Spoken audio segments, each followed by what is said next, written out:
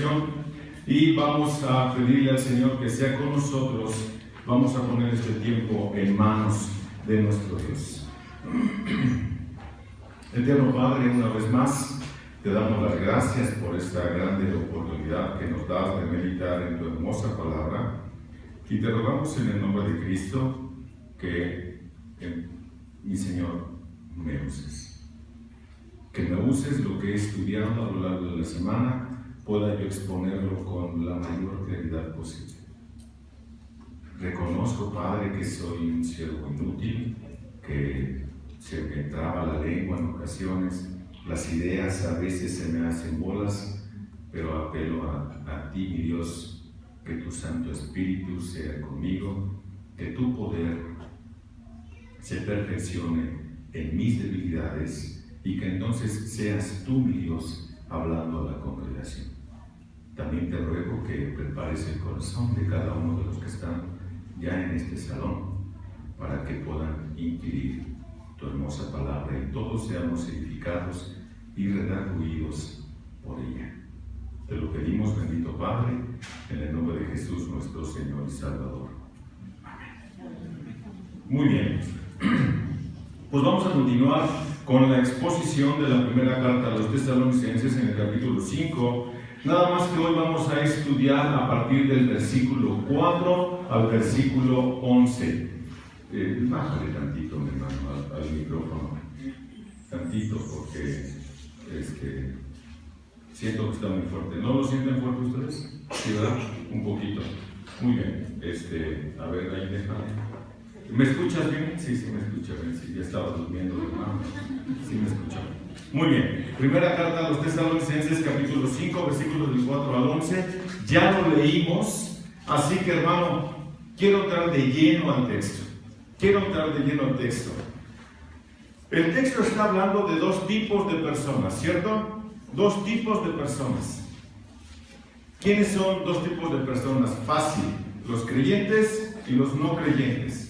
Los que ya se arrepintieron de sus pecados y han confiado en Jesucristo como su Señor y Salvador personal, y los que no han confiado en Cristo, los que no han entregado su vida a Cristo, por más que vengan aquí cada 8 días, puede darse el caso de que lleves años congregándote aquí y todo siga exactamente igual que cuando entraste. Lo único que ha pasado es que cargas la Biblia diferente. Ahora, en lugar de cargarla en la axila izquierda, la cargas en la axila derecha. Pero de ahí en fuera no ha pasado nada. Este mismo fenómeno lo vi, se los acabo de comentar, en Estados Unidos.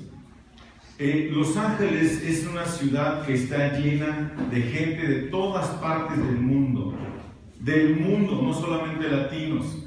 Por supuesto que está llena de latinos esa ciudad, pero hay gente de todas partes del mundo. Y no fue la excepción. Grace también estaba llena de gente de muchas partes del mundo. La diferencia entre unas personas y otras, a pesar de venir o ir de diferentes partes del mundo, es que unos son creyentes y otros no. Delante de Dios no hay más razas. No existen los mexicanos, no existen los alemanes, no existen los ingleses, no. O eres creyente o no eres creyente. Punto. No hay más para dónde hacernos. La verdad según la cual los incrédulos están en la oscuridad y los creyentes en la luz tiene su raíz en el Antiguo Testamento, hermano. Esto no es nuevo, no estamos descubriendo el hilo nuevo ahorita, ni lo descubrió Pablo tampoco. En el Salmo 107, versículos del 10 al 12, el salmista describe a los incrédulos como quienes habitarán en las más densas tinieblas por haberse rebelado contra la palabra de Dios y por menospreciar los designios del Altísimo. Es por esa razón que están en tinieblas. En Isaías, en el capítulo 9, en el versículo 2, también describe la transformación de la oscuridad espiritual a la luz. El pueblo que andaba en tinieblas vio gran luz, dice el texto. Y los que moraban en la tierra de sombra de muerte, luz resplandeció sobre ellos. Nota que estoy citando el Antiguo Testamento. Este principio de los que sí y de los que no está en el Antiguo Testamento. En Zacarías, más bien Zacarías, el padre de Juan el Bautista, precursor del Mesías, profetizó sobre su hijo. ¿Te acuerdas allá en Lucas en el capítulo 1, versículos del 76 al 79? Mateo registró el cumplimiento de la profecía del Antiguo Testamento, según la cual el Mesías sería una luz para su pueblo, pero también para los gentiles. Se abre para todos. De igual forma, Pablo tranquilizó a los nuevos creyentes de Tesalónica, diciéndoles que no enfrentarían la ira de Dios. Está titulado este sermón. ¿Cómo está titulado, hermano? ¿Ya le pusiste ahí? Dos tipos de personas. Dos tipos de personas. No hay más delante de Dios. Creyente o incrédulo. Ahora yo te pregunto, ¿cuál eres? ¿Cuál eres para que pongas atención? Si eres de los incrédulos, pon atención. ¿Quién es un incrédulo? Un incrédulo es el que no cree por fe en el sacrificio de Jesucristo en la cruz del Calvario para el perdón de los pecados, y tampoco cree que se levantó de los muertos para nuestra justificación. Ese es un incrédulo. El crédulo es el que cree todo esto y vive para la gloria del Hijo de Dios. Esta es la gran diferencia entre uno y otro. ¿Cuál eres? ¿Con cuál te identificas? ¿Por qué? ¿Por qué lo digo así tan claro? Porque hoy veremos tres características distintivas de las personas. Una característica distintiva es la naturaleza del creyente. 2, el comportamiento del creyente, y por supuesto que van incluidos los que no son creyentes. Y 3, el destino del creyente. Ve por qué lo pongo así, porque es de lo que está hablando el texto, es de lo que vamos a hablar en todo este tiempo. Van ¿cómo se dice? Van incluidos los no creyentes, que también saben. La idea es que también sepan a dónde van, cuál es el destino final de los que no han creído en el nombre del unigénito Hijo de Dios. Ahora, quiero antes de entrar al versículo 4, quiero comentarte algo. ¿Por qué digo en el nombre del unigénito Hijo de Dios? Fíjate por qué. El jueves pasado estaba aquí el grupo de mujeres en su clase, y generalmente los jueves, cuando ellas están aquí, yo estoy en el saloncito de los niños, allá en la entrada, saco mi computadora, saco mis libros y me pongo a trabajar, entre tanto ellas están aquí. Y de vez en cuando viene algún testigo de Jehová a tocar la puerta. Generalmente, hermano, no los recibo. No los recibo, una, porque estoy estudiando, y dos, porque no estoy de acuerdo con lo que ellos enseñan. Pero por alguna razón, el jueves salí y le puse atención al señor Pedro, me dijo su apellido, ahorita me acuerdo de su apellido. Y ahorita les digo por qué es interesante el apellido. Me empezó a predicar acerca del reino. Lo dejé, y le dije, ahora me permite ayudarle a usted. Su mensaje está incompleto. Usted dice que es un super mensaje, pero usted me está hablando del reino. Está incompleto. ¿Qué tengo que hacer para llegar al reino? Y se me quedó viendo como diciendo, pues eso no me lo habían preguntado. No se preocupe, yo le voy a explicar qué es lo que usted tiene que decirles para que su mensaje esté completo y entonces quieran venir. Me dijo, esto es muy interesante, a ver, explíqueme. Fíjate, yo no le decía yo nada de la Biblia. Y me lo llevé a creer en el nombre del Hijo de Dios. Cuando yo le dije el nombre del Hijo de Dios, él dijo, no, espérese, pero él es creador. Espéreme, si no me deja explicarle, usted no lo va a entender y no va a poder llevar el mensaje completo. Dice, bueno, sí, a ver, explíqueme. Entonces empecé con el nombre de Jesús. Lo que ya les he explicado aquí muchas veces. ¿Qué es el nombre? ¿Qué significa el nombre? Y sobre esto llegó el solito a la conclusión. Le dice, ay, entonces Jesús es Dios. Sí, Jesús es Dios. Es que yo no lo había entendido así como usted me lo está explicando. Ahora sí tengo un mensaje que llevar. ¿Se dan cuenta? ¿Por qué? Porque es necesario creer en el nombre del unigénito Hijo de Dios. Quedó de venir hoy. No sé si va a llegar, yo he estado orando por él. No sé si va a llegar. No sé si va a llegar hoy. Pero hermano, se llevó el Evangelio. Y fue de esos que no tuvo palabras para refutar absolutamente nada. Se quedó callado y se fue bien contento porque llevaba el mensaje de salvación. ¿Por qué con esta claridad? Nota lo que dice el versículo 4. Mas vosotros, hermanos, no estáis en tinieblas para que el día os sorprenda como ladrón. Porque todos vosotros sois hijos de luz. ¿Verdad? Fíjate la distinción que hace el autor de la carta. ¿Quién es el autor de la carta? Pablo. Otra pregunta, ¿de qué estamos hablando, hermano? Este texto y el contexto, ¿de qué estamos hablando? ¿De qué hemos venido enseñando? El día del Señor. Nota cómo Pablo entonces va a explicar algunas cosas acerca de esto. Versículo 5. Porque todos vosotros sois hijos de luz e hijos del día. Nota, no somos de la noche ni de las tinieblas. Por tanto, no durmamos como los demás, sino estemos alerta y seamos sobrios, porque los que duermen de noche duermen, y los que se emborrachan de noche se emborrachan. Pero puesto que nosotros somos del día, seamos sobrios, habiéndonos puesto la coraza de la fe y del amor, y por yelmo la esperanza de la salvación. Porque no nos ha destinado Dios para ira, sino para obtener la salvación por medio de nuestro Señor Jesucristo, que murió por nosotros, para que ya sea que estemos despiertos o dormidos, vivamos juntamente con Él. Por tanto, alentaos unos a los otros y edificaos el uno al otro, tal como lo estáis haciendo. Nota, recuerda que esta es una iglesia ejemplar. Pablo no dice, háganlo para y sepan, experimenten qué es lo que es esto. No.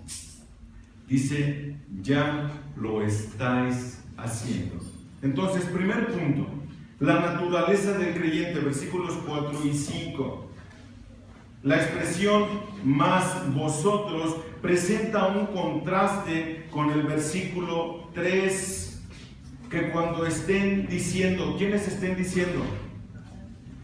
Aquellos, los otros. Nota, ¿quieres entenderlo? Versículo 2. Pues vosotros mismos sabéis perfectamente que el día del Señor vendrá así como ladrón en la noche, que cuando estén diciendo paz y seguridad, entonces la destrucción vendrá sobre ellos. Nota cómo hace una distinción, ellos. Vendrá sobre ellos repentinamente como dolores de parto a una mujer que está encinta y no escaparán. ¿Quiénes son los que no escaparán a estos dolores de parto como los de una mujer que está encinta? Ellos, los incrédulos. ¿Cuál eres? ¿Con quién te identificas? ¿Te das cuenta? Versículo 4, más vosotros, hermanos, está haciendo un contraste perfecto con esto. ¿Te das cuenta? El término familiar, hermanos, recalca aún más la idea de Pablo. Los tesalonicenses, como hijos de Dios, no experimentarían el día del Señor. Nota, los tesalonicenses, como hijos de Dios, no experimentarían el día del Señor porque, a diferencia de los incrédulos, los creyentes no están en tinieblas, poseen una naturaleza completamente diferente, no pertenecen a la noche, son parte del reino no son parte del reino maligno de Satanás. Esta es la gran diferencia. ¿A quién te pareces? ¿De cuál grupo eres? No hay mucho que hacerle ahí, o que pensarle, o sí o no. Bueno, es que yo he venido, y pues yo estoy pensando, ¿verdad? En ya algún día entregar, no se trata de eso. ¿Sí o no? ¿Sí o no? Recuerda que a los tibios le causan náusea al Señor. Los vomita de su presencia por su tibieza, porque ni son fríos ni son calientes. A veces están acá y a veces están acá. Y esos son los que hacen que el nombre de Cristo sea vituperado. ¿Te das cuenta qué importante es o frío o caliente? La noche espiritual que envuelve a los incrédulos incluye la oscuridad moral, escucha, la oscuridad moral e intelectual. Es la oscuridad intelectual de la ignorancia. La ignorancia. ¿Te acuerdas que el apóstol Pablo ora por los efesios allá en el capítulo 1, en el versículo 17? ¿Y qué pide por ellos? ¿Te acuerdas? Pide para que crezcan en el conocimiento de nuestro Señor y Salvador Jesucristo. Si nosotros vivimos en ignorancia, yo se los he dicho muchas veces, vivimos en una ignorancia voluntaria. Hoy la Biblia está al alcance de todos. Las regalan, hermano. Ya si quieres una más sofisticada, pues inviértele tantito. Pero está a tu alcance. Es que no puedo, bueno, en la computadora ahí te salen un montón de Biblias. No solo eso, la iglesia se ocupa de dar conocimiento. ¿No los estamos invitando al estudio de la membresía para que lleguen todos y aprendan? Conocimiento. Por una parte, la oscuridad moral del pecado y por otra, de no saber qué es verdad y de no hacer lo que es correcto. Dicho de otra forma, no tienes discernimiento entre una cosa y otra. Simple y sencillamente vives la vida por vivirla, sin ningún conocimiento. Dios, en la persona de Jesucristo, irrumpió en el mundo oscurecido por el pecado. Dios irrumpió. Pon un separadorcito allí, mi hermano. Pon un separadorcito allí. Vamos al Evangelio de Juan. El Evangelio según San Juan, capítulo 1, versículo 4.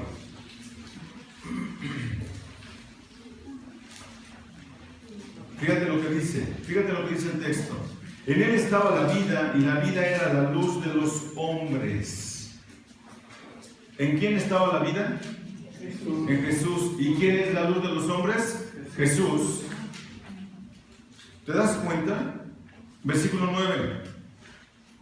Existía la luz verdadera que al venir al mundo alumbra a todo hombre. Sin embargo, trágicamente la mayoría de las personas escogió permanecer en la oscuridad. Aunque la luz resplandece en las tinieblas no han podido comprenderlas. ¿Te acuerdas del texto que dice, no? Ahí mismo, versículo 5. Y la luz brilla en las tinieblas, y las tinieblas no ¿qué? No prevalecen, no la comprendieron. ¿Quiénes son las tinieblas que no comprenden la luz? Los incrédulos. ¿Ves cómo no hay conocimiento de? ¿Cómo su pecado no los deja ver más allá? Si Cristo es la luz, ¿y quién vino al mundo? ¿Y quiénes son las tinieblas? Pues el mundo, los seres humanos que viven en pecado. Como lo explicó Jesús a Nicodemo. Un texto que le mencionaba yo a este señor Pedro, con el que platicaba yo el jueves en la mañana. Usted tiene que creer. Si usted no cree, permanece en tinieblas, por más que predique el reino de Dios. ¿Ok? Leer la Biblia no te salva. Te salva Jesucristo. Él fue quien murió en la cruz del Calvario por ti y por mí. Nadie más. ¿Cierto? Nota lo que dice el Evangelio de Juan. No lo sabemos de memoria, ¿no es cierto? Pero se los voy a conceder. Juan capítulo 3, versículos del 17 del 16, para que digan, ay, es que a mí me gusta mucho, hermano. Del 16 hasta el 20. Del 16 al 20. Cito. Veo personas nuevas que nos visitan por primera vez. Yo uso la Biblia de las Américas. Tal vez usted traiga la Reina Valera 1960, la va a escuchar un poco diferente, pero es exactamente lo mismo. Lo puntualizo porque van a decir, ¿y este qué estará predicando? Dice Evangelio según San Juan capítulo 3, versículos del 16 en adelante. Porque de tal manera amó Dios al mundo, que dio a su Hijo unigénito, para que todo aquel que en Él cree no se pierda, mas tenga vida eterna. Porque Dios no envió a su Hijo al mundo para juzgar al mundo, sino para que el mundo sea salvo por Él. El que cree en Él no es condenado, pero el que no cree, nota, pero el que no cree ya ha sido condenado porque no ha creído en el nombre del unigénito Hijo de Dios. Y este es el juicio, que la luz vino al mundo y los hombres amaron más las tinieblas que la luz, pues sus acciones eran malas. Porque todo el que hace lo malo odia la luz y no viene a la luz para que sus acciones no sean expuestas. ¿Te das cuenta? ¿Por qué la gente rechaza la luz? ¿Por qué la gente rechaza el mensaje del Evangelio?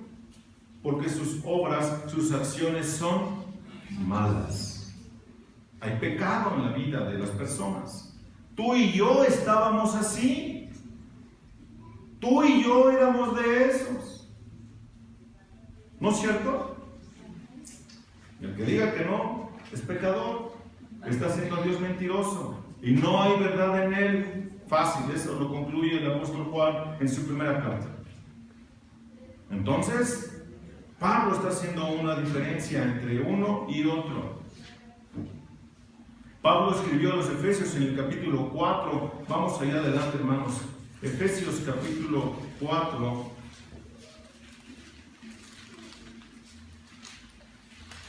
Efesios 4, 17 y 18.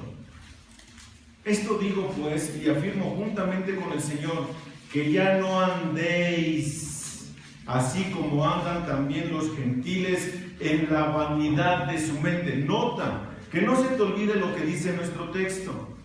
Que no se te olvide lo que dice nuestro texto. Versículo 4. Mas vosotros, hermanos, no estáis en tinieblas. ¿Ok? Mas vosotros, hermanos, no estáis en tinieblas para que el día os sorprenda como ladrón. Porque todos vosotros sois hijos de luz. ¿Nota? Hijos de luz e hijos del día. No somos de la noche ni de las tinieblas. ¿Ok? Nota, nosotros ya no somos eso. Vivíamos allá. Bueno, si usted ha venido muchas veces acá y no ha entregado su vida a Cristo, sigue allí. Sigue allí. No, es que yo he venido muchos años, pastor, y yo ya quiero aprender, quiero hacer. Cuando lo haga, platicamos. Sigue ahorita allí. Sigue muerto en sus delitos y sus pecados. Note lo que dice el versículo 17 de Efesios capítulo 4. Esto digo pues y afirmo juntamente con el Señor, que ya no andéis así como andan también los gentiles en la vanidad de su mente. Nota, versículo 18, entenebrecidos en su entendimiento, las tinieblas prevalecen en ellos, excluidos de la vida de Dios por causa de la ignorancia que hay en ellos por la dureza de su corazón. ¿A causa de que son ignorantes de lo que Dios hizo en la cruz del Calvario? de su ignorancia. ¿Te das cuenta?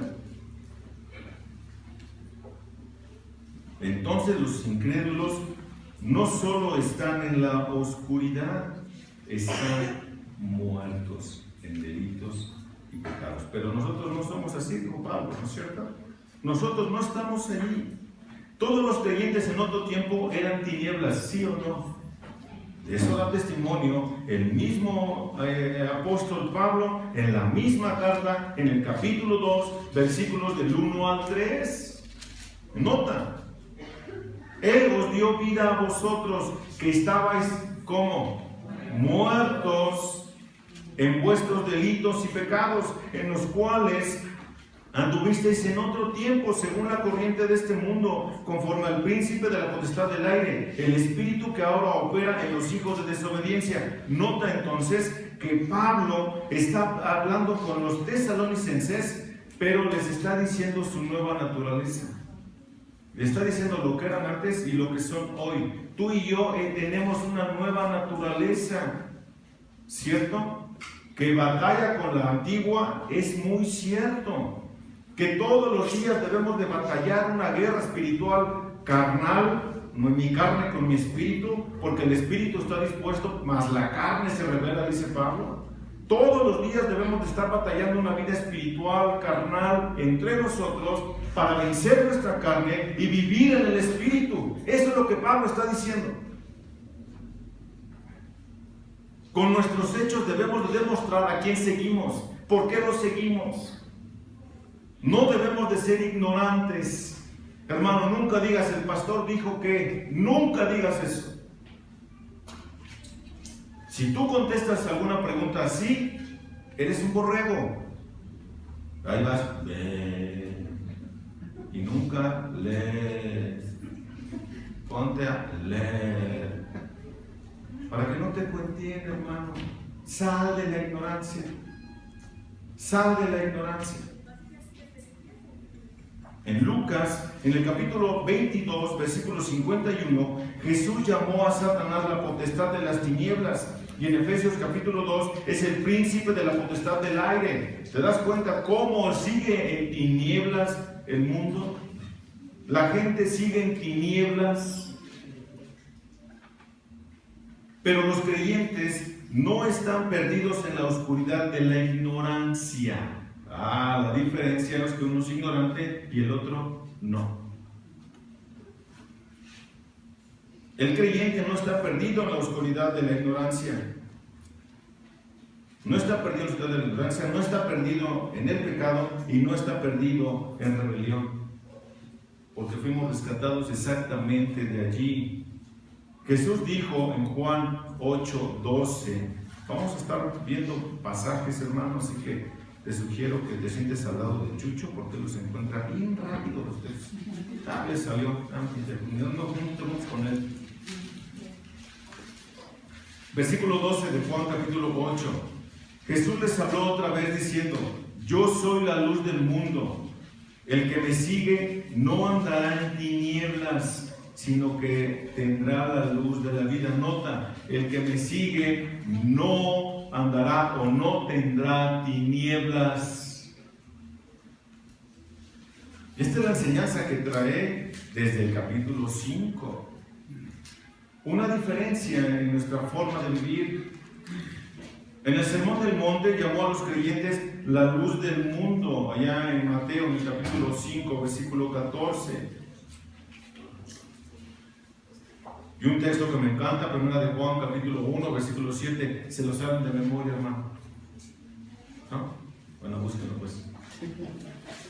Yo todo pienso que se lo saben de memoria, hermano, y se me hace que ustedes nomás me dan a todos con el dedo. ¿Sí se lo saben o no? Cuéntalo ahora.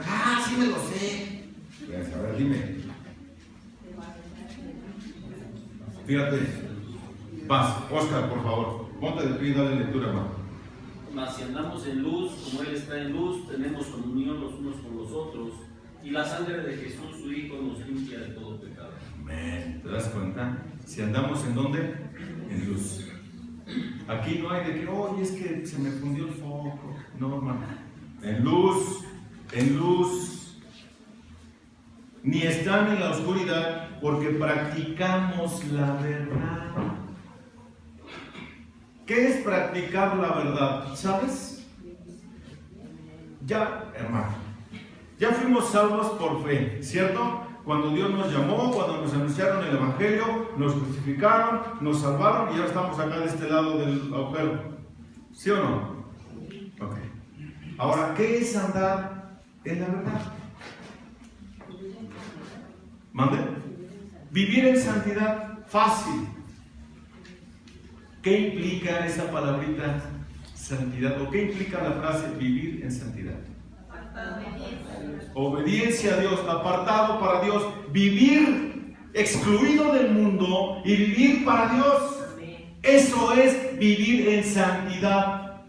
Ni le hagamos al cuento, hermano.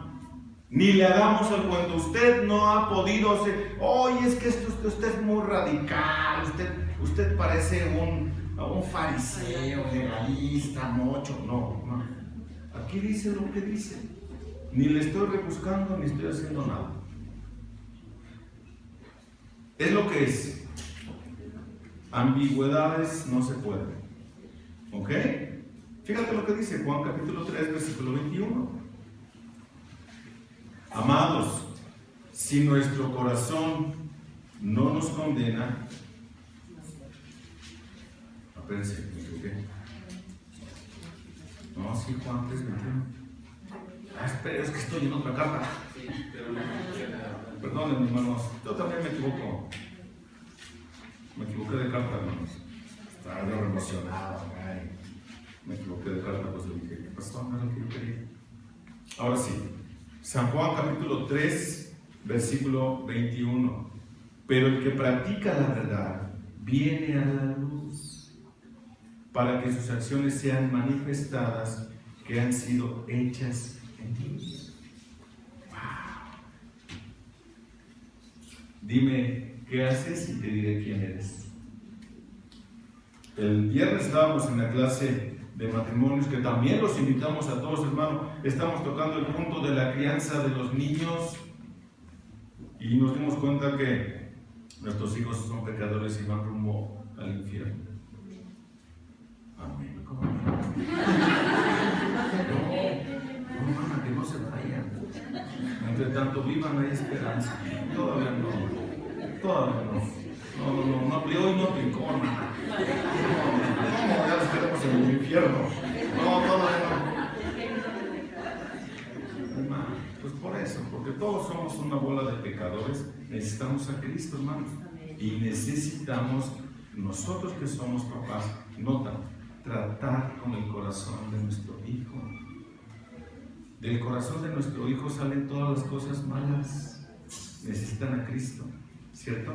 Bueno, eso fue comercial y fue gratis. Muy bien, entonces, este es el punto número 1, la naturaleza del creyente. Ahora tenemos una naturaleza nueva, que es lo que estamos viendo, que es de dónde lo rescataron y cómo debemos de comportarnos al día de hoy, ¿cierto? Punto número 2, el comportamiento del creyente. Y es ahí donde la puerca tuerce el rabo, porque todos dicen creer, pero pocos son los que obedecen.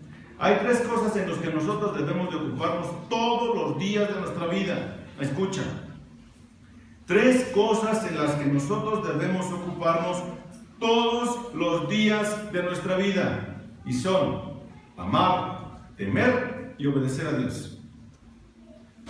Con esto doy por terminada la predicación. ¿No es cierto? Amar, temer y obedecer a Dios. Eso es el comportamiento del creyente. En eso es en lo que nos debemos de ocupar tú y yo. Nota versículos 6 al 8 de nuestro capítulo 5 de la primera carta a los Tesalonicenses. 6 al 8. Por tanto, no durmamos como los demás, sino estemos alertas y seamos sobrios. Porque los que duermen de noche duermen, y los que se emborrachan de noche se embriagan, se emborrachan. Pero puesto que nosotros somos de día, seamos sobrios, habiéndonos puesto la coraza de la fe y del amor, y por yelmo la esperanza de la salvación.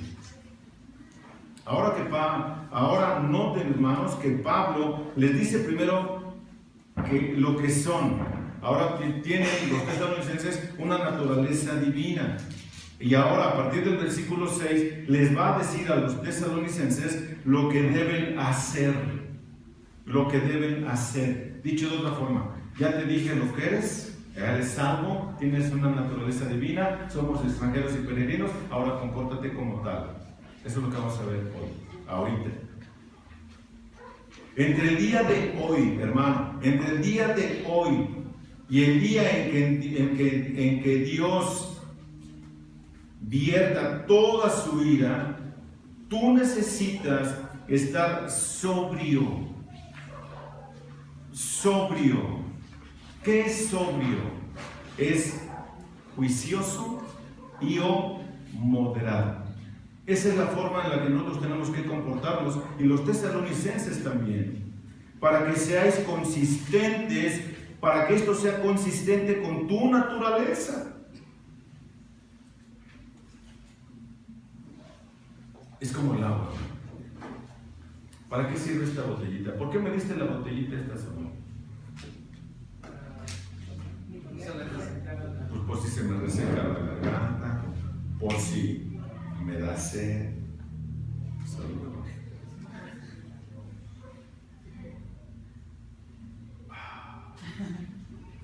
Cumple su función el agua.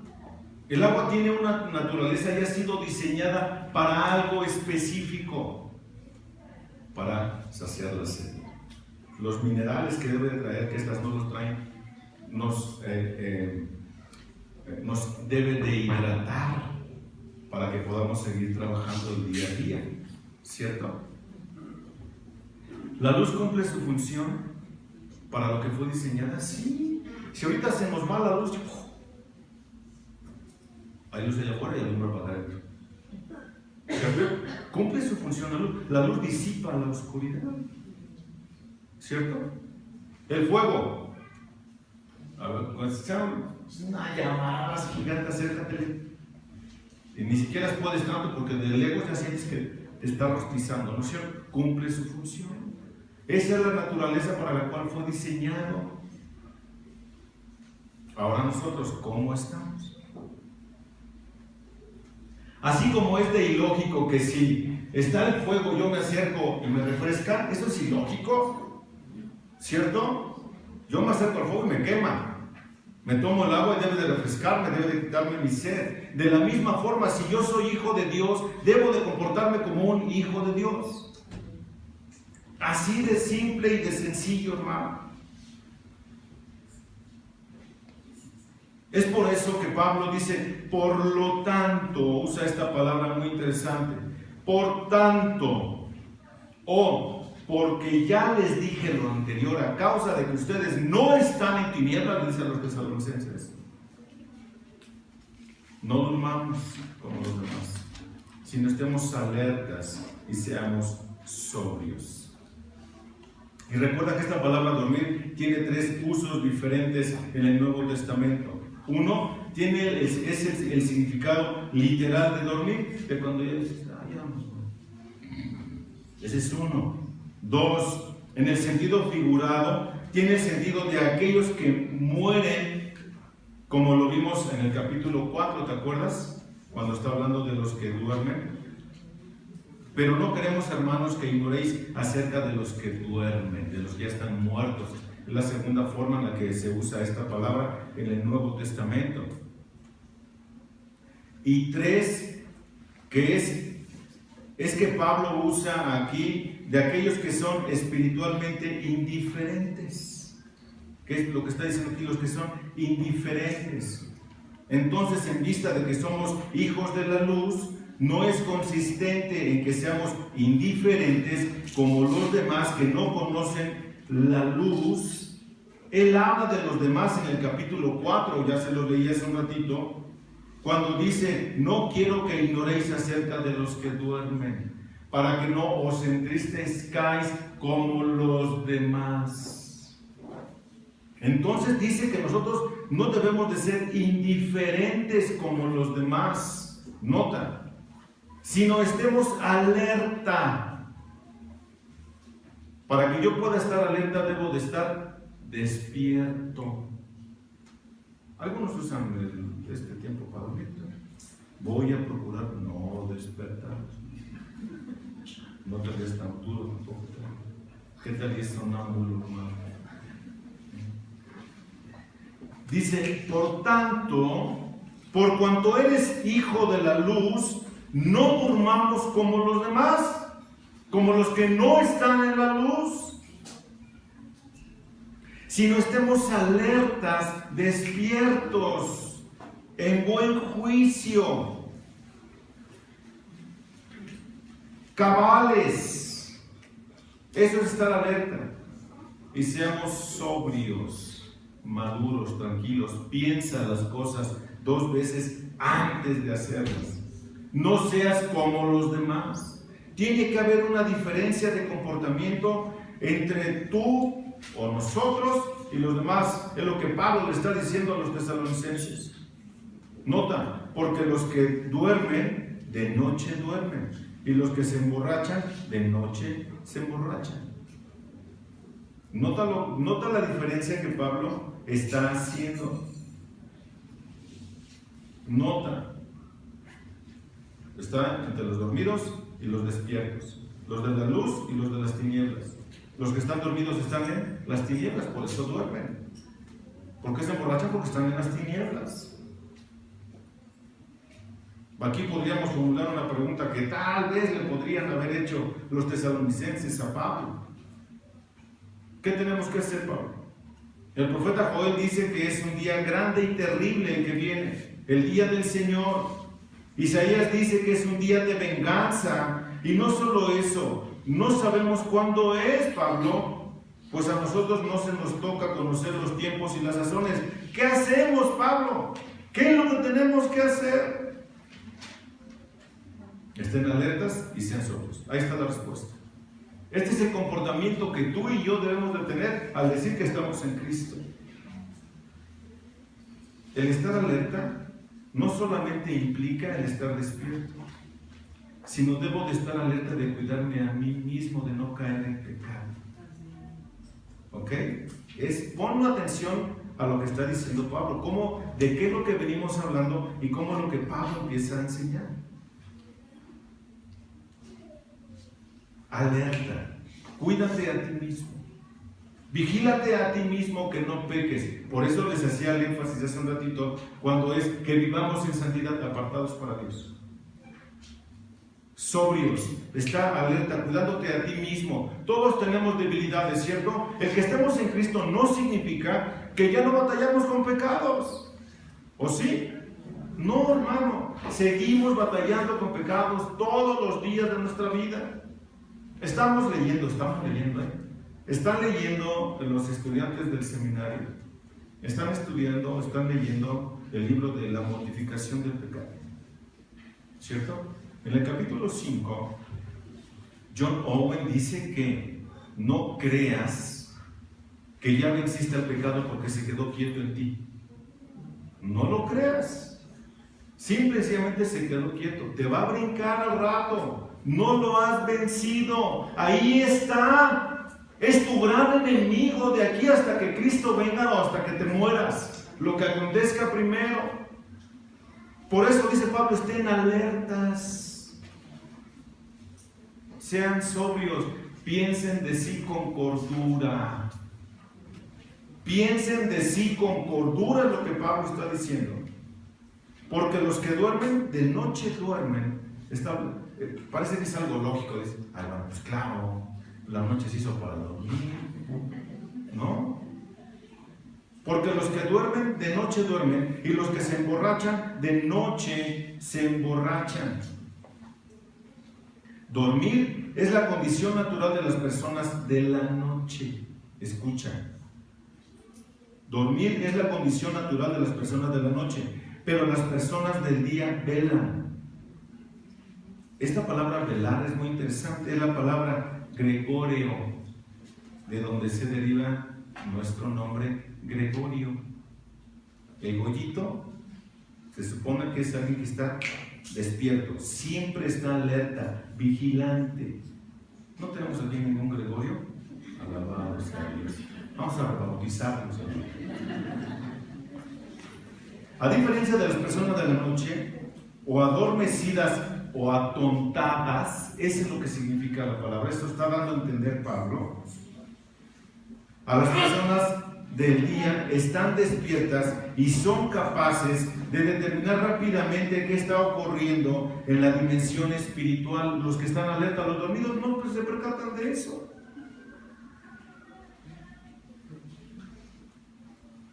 Obedecen, es un mandato de Pedro de disponerse a actuar con inteligencia. Está hablando del comportamiento de los creyentes, ¿no es cierto? Primera carta de Pedro, hermano. Primera carta de Pedro, capítulo 1. Primera carta de Pedro, capítulo 1, versículo 3. Bendito sea el Dios y Padre de nuestro Señor Jesucristo, quien según su gran misericordia nos ha hecho nacer de nuevo a una esperanza viva mediante la resurrección de Jesucristo de entre los muertos. Nota, nos hizo renacer, estamos despiertos, estamos vivos. Ahora lo que dice en el 5:8, ¿por qué razón nosotros debemos de estar alertas? Primera de Pedro capítulo 5, versículo 8. ¿Se lo saben de memoria, hermano, ese texto? ¿Sí o no? Por mi culpa, por mi culpa, por mi gran hermano. Ya contaron que empezaron a llorar. Hablen en voz alta, hermano. Párate y dale lectura al texto si lo encontraste. Right now. Bueno, yo no. Así pensé que lo habían encontrado, hermanos. Y luego, ¿por qué no se levantó nadie y le dio lectura? Órale, pasa. Sed sobrios y velad, porque vuestro adversario, el diablo, como león rugiente, anda alrededor buscando a quien devorar. ¿Te fijaste por qué razón debemos de ser sobrios? ¿Por qué razón debemos de ser prudentes, cuerdos, no atolondrados? Duérmete tantito. Duérmete tantito. Ser de espíritu sobrio. Del ámbito espiritual estamos hablando. Alerta. Está alerta. Vuestro adversario, el diablo, anda al acecho como león rugiente, buscando a quien devorar. Está hambriento y te quiere tragar. Eso es lo que dice el texto. Y te va a tragar cuando estés.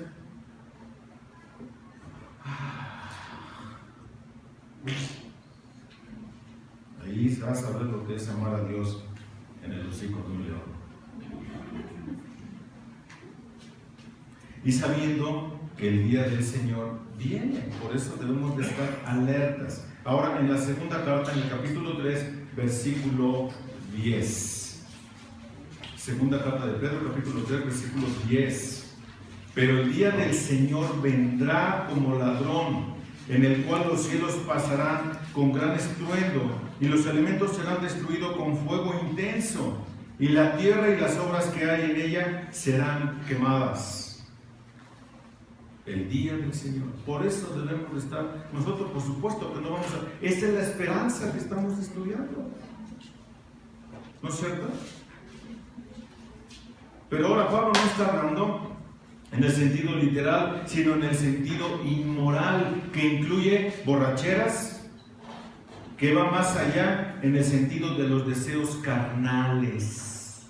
Esa es la borrachera de lo que está hablando Pablo. Dormir es la indiferencia o apatía de aquellos que no conocen a Dios.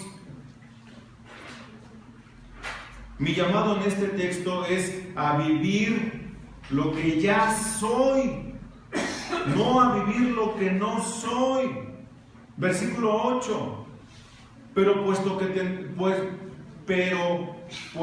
que nosotros somos del día, nota la diferencia, seamos sobrios, habiéndonos puesto la coraza de la fe, del amor, y por yelmo la esperanza de la salvación. Dicho de otra forma, hermano, nos están mandando a la guerra. Nos están mandando a guerrear con nosotros mismos y con nuestro adversario, el diablo, ¿cierto? pero no nos mandaron sin fusil.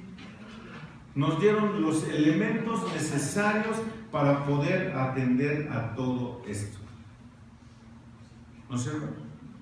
En el versículo 8 tenemos el llamado una vez más a la sobriedad, y siendo honestos, muchas veces no vivimos de manera sobria, hermano.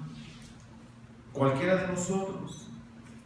La verdad la vida está llena de banalidades que atraen a nuestra carne. Son banalidades sin sentido, sin propósito, vacías, frívolas, que muchas veces ocasionan que no haya nada bueno o que traigan algo bueno para nosotros, porque son pecados pequeños que no son vistosos en ocasiones, pero detrás de esto está un pecado. Cuando el llamado de Pablo a Timoteo es ser un ejemplo y es lo que nosotros, ese llamado que Pablo le hace a Timoteo, es el mismo llamado que nos hace a nosotros hoy. Debemos de ser ejemplo en palabra. Ninguna palabra corrompida salga de vuestra boca.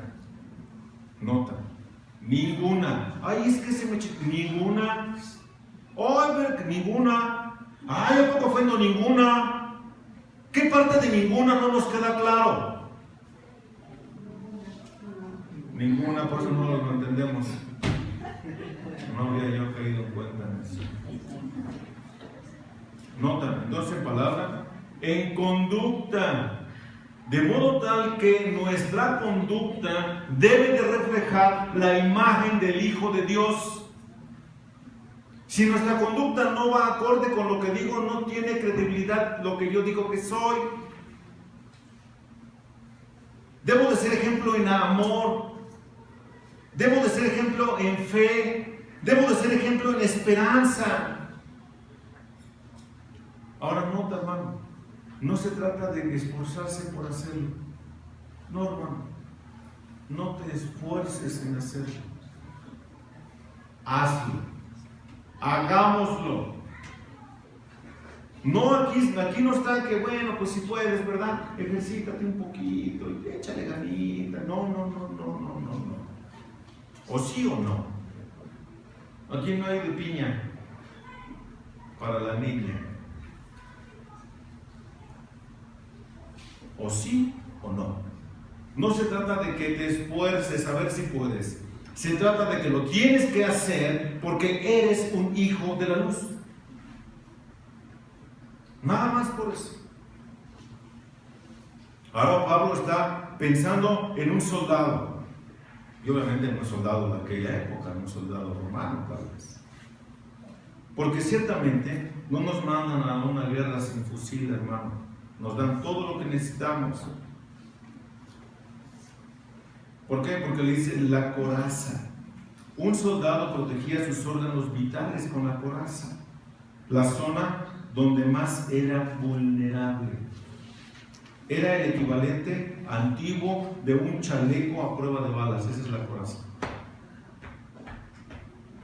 No tan duro porque sí duele, hermano. ¿Ya te lo pusiste en la coraza? ¿De qué? De justicia.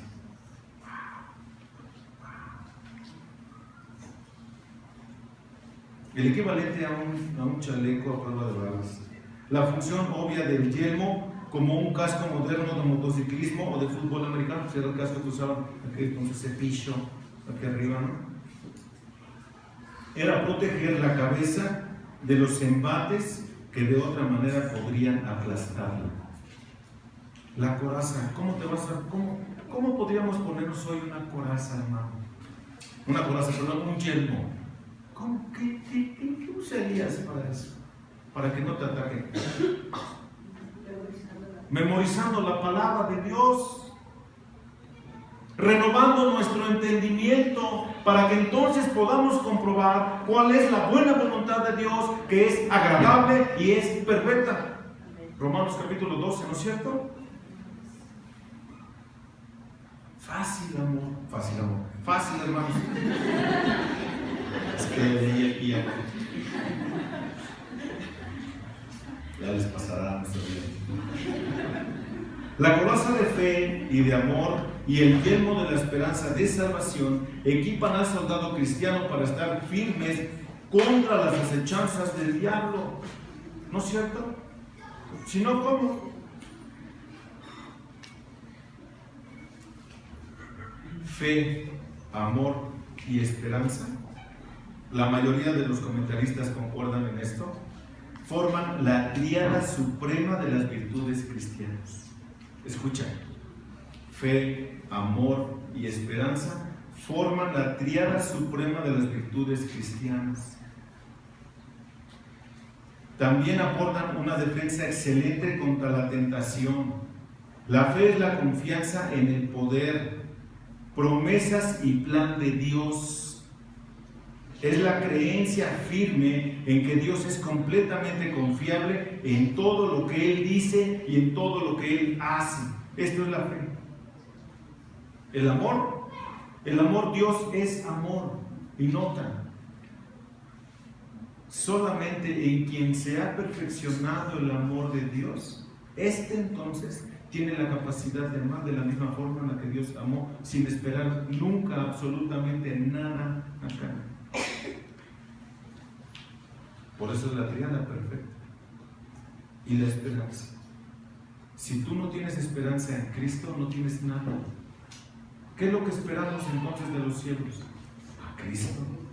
Que Él venga por nosotros, que nos ha de librar de la ira venidera. Esta es la tríada perfecta.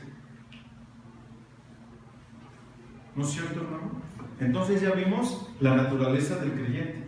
2, ya vimos el comportamiento del creyente. Y punto número 3 y último, el destino del creyente, versículos 9 al 11. Porque no nos ha destinado Dios para ira, sino para obtener salvación por medio de nuestro Señor Jesucristo, que murió por nosotros, para que ya sea que estemos despiertos o dormidos, vivamos juntamente con Él. Por tanto, alentaos los unos a los otros y edificaos el uno al otro, tal como lo estáis haciendo. La verdad más aleccionadora de las Escrituras es que Dios juzgará a los impíos. ¿Cuál es? Dios juzgará a los impíos y los sentenciará al infierno eterno. Esto no es un juego. Dios juzgará a los impíos y los sentenciará al infierno eterno. Al infierno eterno. ¿Cierto? Vamos a ver un texto. Apocalipsis capítulo 14.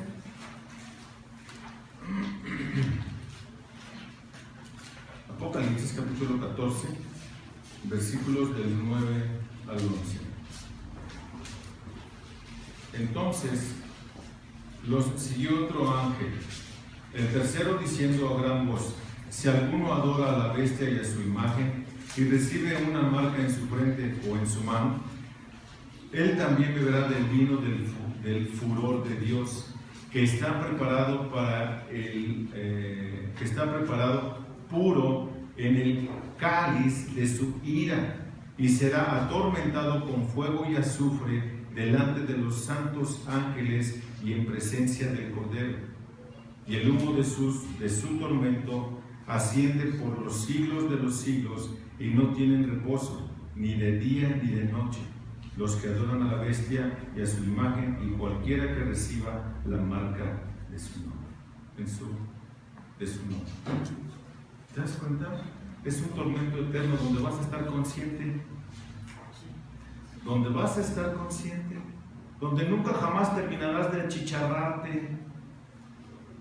Ahora que fui a Estados Unidos me comí una carne bien dorada, hermano. Por dentro sabía carne por fuera chicharrón. Nada más que tú nunca estarás cocido. Y gracias a tu pecado sabrás re feo. Por la eternidad. Por la eternidad. Uno más. Hay muchos, hermanos, y no me voy a detener allí. Hay muchos. Juan capítulo 3, versículo 36. Perdón.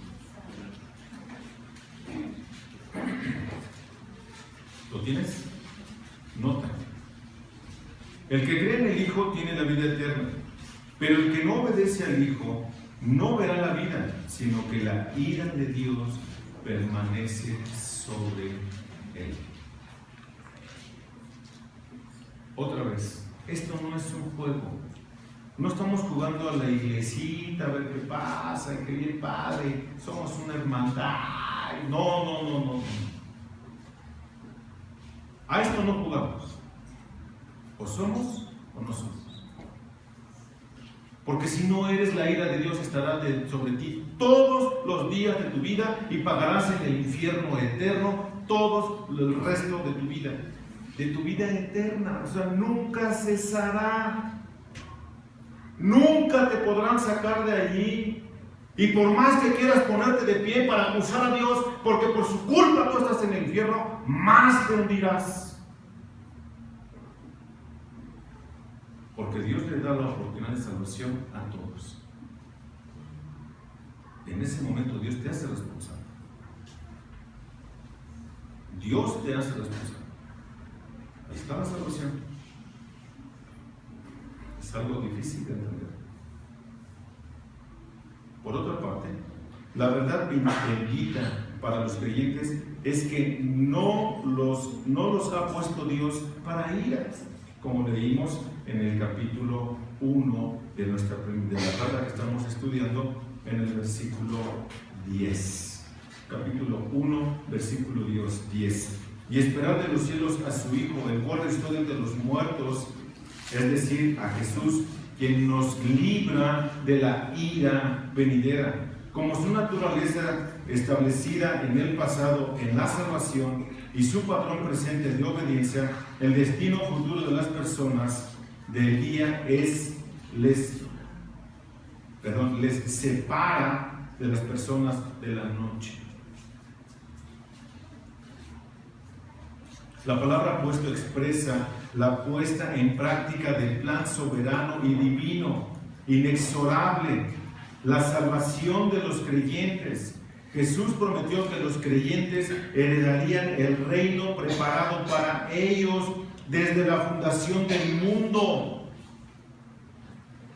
¿No es cierto? Esa es nuestra promesa.